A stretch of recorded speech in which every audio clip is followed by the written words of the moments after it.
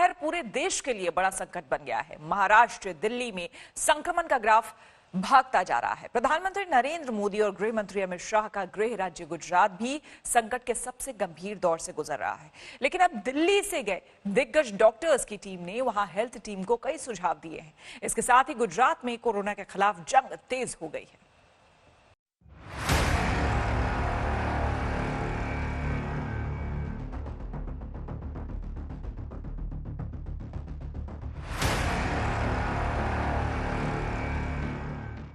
Corona पांव पसार रहा है, गुजरात परेशान है। इस महामारी की थाह लगाना मुश्किल हो रहा है। नतीजा है कि आफत गंभीर हो चली है।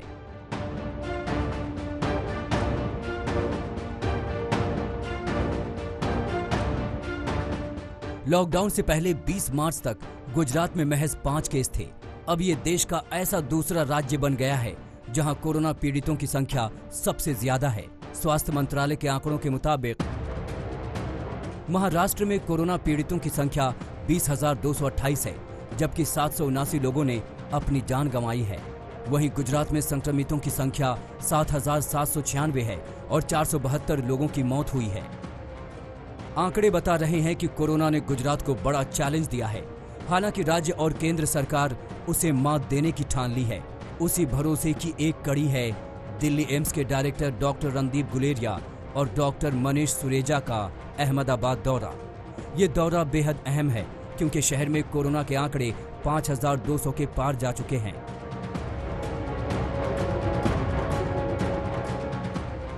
सूत्रों के मुताबिक गुजरात के हालात पर प्रधानमंत्री खुद नजर रखे हुए हैं। गृह मंत्री अमित शाह भी चिंतित हैं। मुख्यमंत्री विजय रूपाणी ने भी गृह मंत्री से बात की थी और केंद्रीय टीम भेजने की गुहार लगाई थी। तभी शाह ने डॉक्टर गुलेरिया को अहमदाबाद भेजा। डॉक्टर गुलेरिया अहमदाबाद के सिविल अस्पताल पहुंचे और कोरोना संकट पर गंभीर मंथन किया। इसमें डॉक्टर, अन्य मेडिकल स्टाफ, प्रशासनिक अधिकारी भी मौजूद थे। ये बैठक बेहद अहम रही क्योंकि एम्स डायरेक्टर ने मरीजों के ट्रीटमेंट और लाइन ऑफ एक्शन की एक जानकारी ली और सुझाव भी दिए। डॉक्टर गुलेरिया एसवीपी की मेडिकल टीम से भी मिले।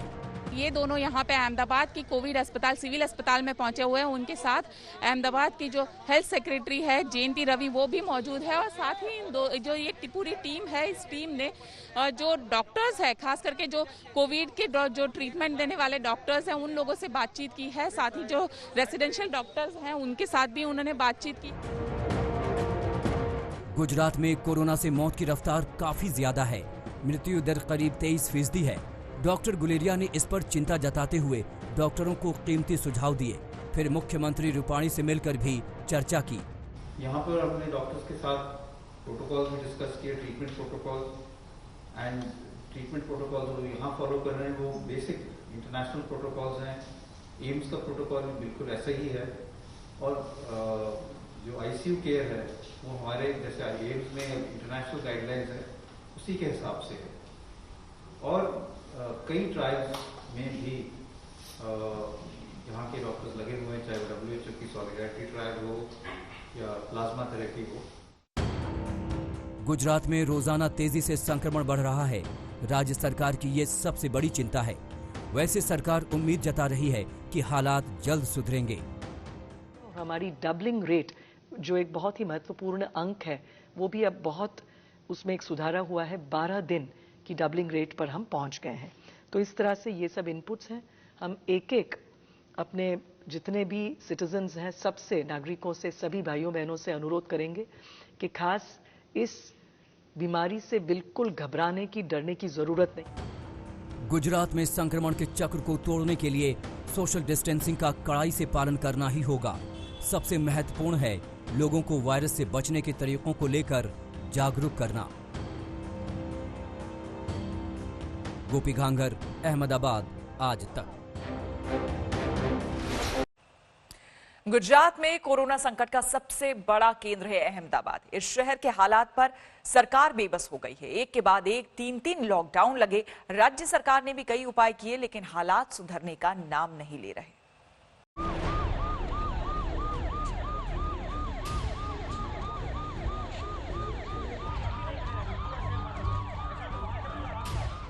जो शहर सबसे गंभीर संकट से जूझ रहा है, उसका ये हाल है। जो गलियां कोरोना का अड्डा बनी हुई हैं, वहां कर्मयोद्धाओं पर पत्थर बरसाए जा रहे हैं। ये इलाका है शाहपुरा, अहमदाबाद के कंटेनमेंट जोन में से एक। बंदिशों के बाद भी यहाँ लोग सड़कों पर उतर गए थे। जब पुलिस ने उन्हें हटाना चाहा, तो आरोपी पत्थर बरसाने लगे। सोचिए, जो जान बचाने में जुटे हैं, उन्हीं की जान लेने पर उतर गए कुछ लोग। ये उस अहमदाबाद का हाल है जो कोरोना के भंवर जाल में उलझा हुआ है। देख लीजिए, कोरोना कैसे अपने चंगुल में फंसा चुका है अहमदाबाद शहर को। 6 मई को यहाँ 4716 कोरोना केस थे और 297 लोगों ने जान गंवाई थी। 7 मई को संक्रमितों की संख्या 4991 हो गई, जबकि मरने वालों की संख्या 321 तक पहुंच गई। अगले दिन अहमदाबाद में कुल कोरोना पीड़ित 5260 हो गए और मरने वालों का आंकड़ा 343 तक पहुंच गया। आखिर महामारी का यह संकट बेकाबू क्यों है? अहमदाबाद ने जिस तरह से लापरवाही, अनदेखी, नासमझी देखी है, उन सब ने मिलकर ये दिन देखने के लिए मजबूर कर दिया। इसकी शुरुआत तो दिल्ली से जमातियों के अहमदाबाद पहुंचने के साथ ही हो गई थी। उसके बाद संकट गहराता चला गया। खासकर पुराने अहमदाबाद में वो जमाती जा छुपे, अपनी बीमारी भी छुपाई। नतीजा हुआ कि वो इलाके कोरोना के हॉट स्पॉट बन गए। अभी जमालपुर में 810 संक्रमित, 104 मौत है। खाड़िया इलाके में 469 पीड़ित हैं, 23 की मौत हुई है। बहरामपुरा में 441 पीड़ित और 16 मौत। दानिली मडा में 325 केस और 26 मौत और मणिनगर में 210 लोग संक्रमित हो चुके हैं, जबकि 12 ने जान गंवाई है। ये तमाम इलाके पुराने अहमदाबाद के हैं और वहां कुल मामले 1300 से ज्यादा हो चुके हैं। हालात संभालने के लिए ही अब शहर में आरएएफ, सीआरपीएफ और राज्य पुलिस के जवानों की तैनाती की जा चुकी है। कोरोना के सुपर स्प्रेडर पर भी शिकंजा कसा जा रहा है। अहमदाबाद जो कि कोरोना का हॉटस्पॉट बना हुआ है, यहाँ दूध और दवाई को छोड़ के सारी चीजें बंद कर दी गई है। उसकी प्रमुख वजह सुपर स्प्रेडर है। अब तक करीब 8000 जितने सुपर स्प्रेडर का टेस्ट किया गया है, तो वही उसमें से 250 जितने सुपर स्प्रेडर पॉजिटिव पाए गए हैं। अहमदाबाद के हालात आउट ऑफ कंट्रोल हैं, लिहाजा दूध और दवा दुकानों को छोड़कर अन्य सभी दुकानें 15 मई तक बंद कर दी गई हैं। ये निर्णय लिया गया है कि दूध और दवा की दुकानें, इसके अलावा बाकी की सब दुकानें कुछ दिनों के लिए हम बंद रखेंगे और इस दरमियान हम इन सभी लोगों का सर्विलेंस करेंगे, चेकिंग करेंगे और अगर इसमें कुछ सस्पेक्टेड केसेस पाए जाते हैं तो वो सुपर स्प्रेडर्स दूसरे लोगों में न फैलाएं, इस चीज को रोका जाएगा। राज्य में कोरोना की जंग जीतने के लिए अहमदाबाद में इस महामारी को खत्म करना जरूरी है। इसी मकसद से सरकार ने 2 दिन पहले ही सभी डॉक्टरों को आदेश दे दिया कि वो अपने प्राइवेट अस्पताल, क्लिनिक या नर्सिंग होम में इलाज शुरू करें, नहीं तो कार्रवाई की जाएगी। अहमदाबाद से गोपी घांगर के साथ आज तक ब्यूरो। गुजरात का अहमदाबाद कोरोना के मामले में रेड जोन में भी पहले पायदान पर है। वैसे इस लिस्ट में राज्य के 6 अन्य शहर भी शामिल हैं। रूपानी सरकार ने तमाम प्रभावित शहरों को संक्रमित फ्री करने के लिए कोई कसर नहीं छोड़ी।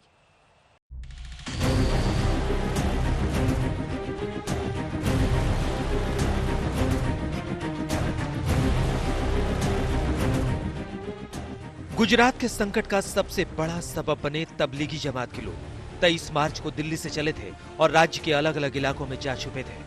उनके साथ वो कोरोना भी आ गया, जो इस वक्त पूरी दुनिया के लिए दुश्मन नंबर 1 है। तबलीगी जमात से गहराए संकट की बात खुद मुख्यमंत्री विजय रूपाणी ने आज तक के कार्यक्रम ई एजेंडा आज तक में कबूली थी। अहमदाबाद में भी ये जो तबलीग जमात के लोगों ने यहाँ बेरोक-टोक मरकज के लोगों ने यहाँ काफी अहमदाबाद और सूरत में उन लोगों ने भ्रमण किया, अपनी ट्रैवल हिस्ट्री भी छुपाई और दूसरों को खुलेआम मिलते गए। गुजरात के मानचित्र पर 7 जिले रेड जोन में हैं।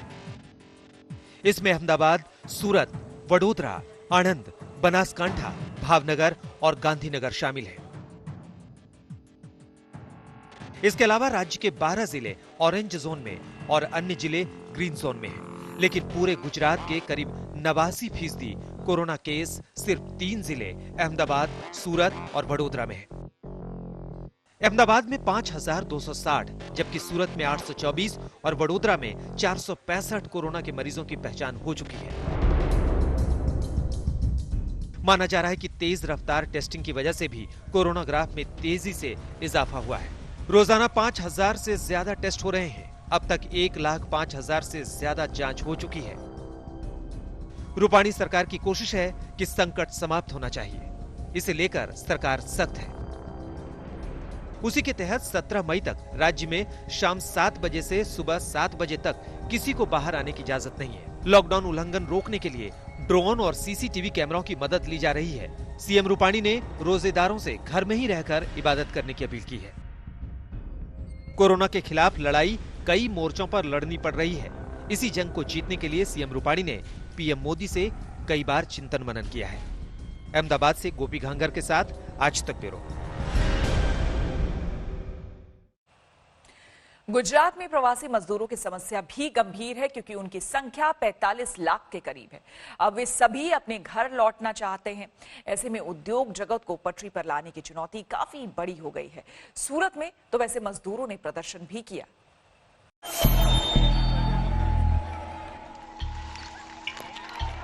मजदूर बेबस हैं, लाचार हैं।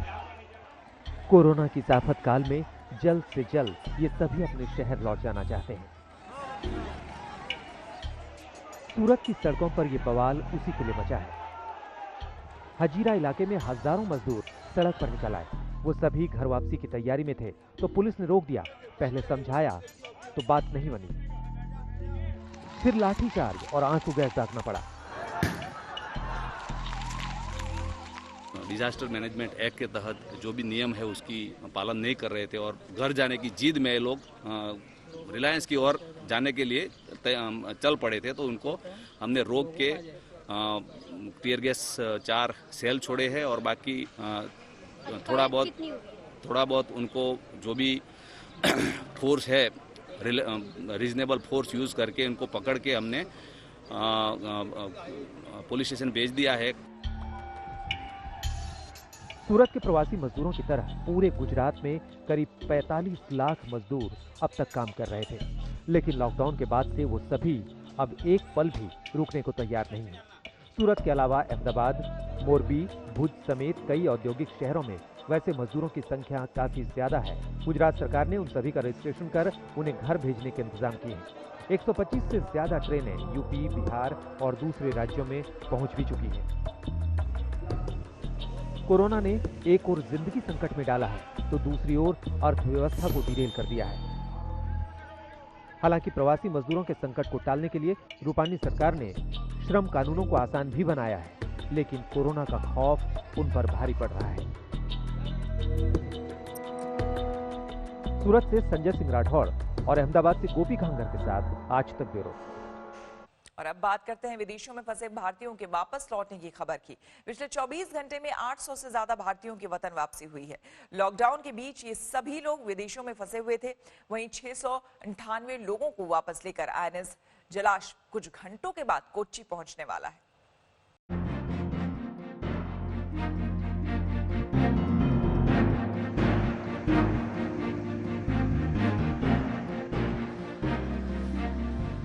अथाह नीला समंदर और उसमें शान से सफर करता भारतीय नौसेना का ये युद्धपोत, ये भव्य दृश्य मालदीव से भारत के लिए निकले आईएनएस जलाश्व का है। कोरोना संकट की इस घड़ी में मालदीव में फंसे भारतीयों को लेकर वापस लौट रहा है आईएनएस जलाश्व। इस ऐतिहासिक मौके पर नौसेना के पश्चिम कमान में तैनात जंगी जहाजों के बेड़े से लौट रहे भारतीयों का शानदार स्वागत किया गया। माले से 698 भारतीयों को लेकर भारतीय नौसेना का युद्धपोत आईएनएस जलाश्व केरल के कोच्चि बंदरगाह आ रहा है। दूसरी तरफ वंदे भारत मिशन के तहत विदेश से लगातार भारतीयों की एयर इंडिया के विमान से वापसी कराई जा रही है। वहीं कुवैत से 163 यात्रियों को विशेष विमान से हैदराबाद लाया गया है। शनिवार को लंदन के हीथ्रो हवाई अड्डे से 329 यात्रियों के साथ निकला एयर इंडिया का विमान सुबह करीब 4 बजे मुंबई पहुंचा। अपनी जमीन पर पहुंचकर यात्रियों के चेहरे पर सुकून था। कुछ भावुक भी थे। एयरपोर्ट पर शुरुआती जांच के बाद सभी को बसों में बैठाकर मेडिकल जांच के लिए ले जाया गया है। नियमों के मुताबिक सभी यात्री अभी क्वारंटीन किए जाएंगे। इससे पहले लंदन से हिंदुस्तान लौटने वाले यात्रियों की खुशी का ठिकाना नहीं था। ये सभी लोग लंदन कुछ दिनों के लिए गए थे, लेकिन लॉकडाउन की वजह से वहीं फंस गए थे। I was very lucky that I got a call from them and I'm feeling very happy that finally I'm going back to my mom. I'm both excited and a little bit scared, considering trying to get back to our home country first and foremost, and then on the other hand, the safety aspect of the entire operation itself. Sharjah से विशेष विमान 182 यात्रियों को लेकर लखनऊ पहुंचा। Airport पर ही यात्रियों की thermal screening की गई। लखनऊ के बाहर के यात्रियों को बस और टैक्सी से उनके जिलों में भेजा जाएगा। जो लखनऊ के हैं उन्हें 3 होटल में 14 दिन क्वारंटीन किया जाएगा।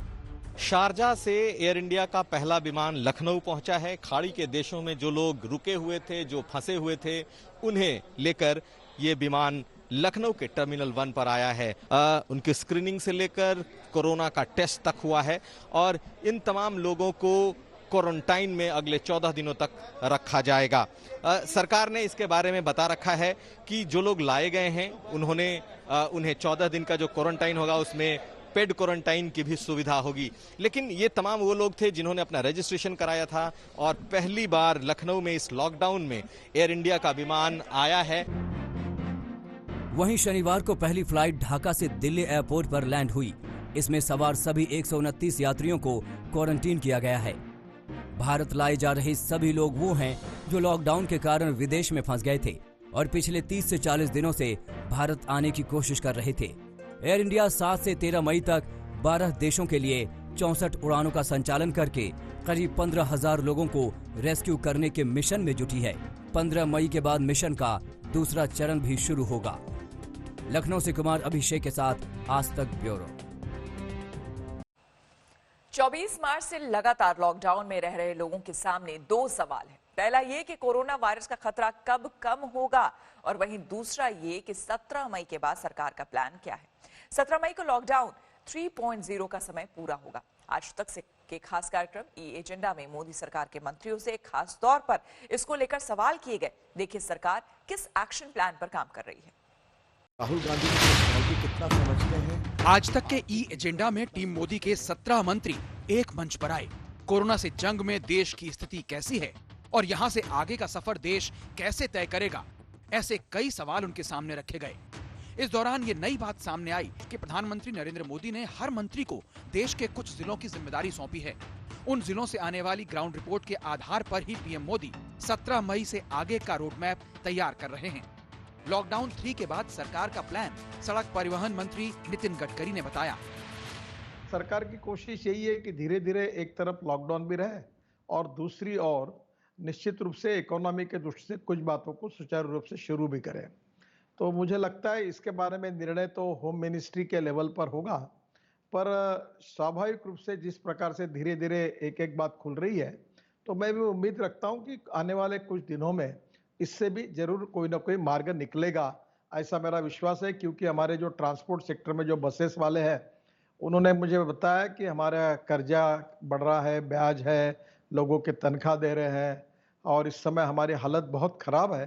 तो मैंने उनको कहा कि जल्दी जल्दी हम कोशिश करेंगे कि इसमें आपको कैसे रिलीफ मिले। तो निश्चित रूप से इसकी कोशिश हम जरूर करेंगे। सड़क परिवहन मंत्री गडकरी से पहले नागरिक उड्डयन मंत्री हरदीप पुरी भी आज तक के ई एजेंडा के मंच पर आए। देश में घरेलू उड़ानें कब से शुरू होंगी, इस पर हरदीप पुरी ने कहा कि तैयारी पूरी है, बस सरकार के फैसले का इंतजार है।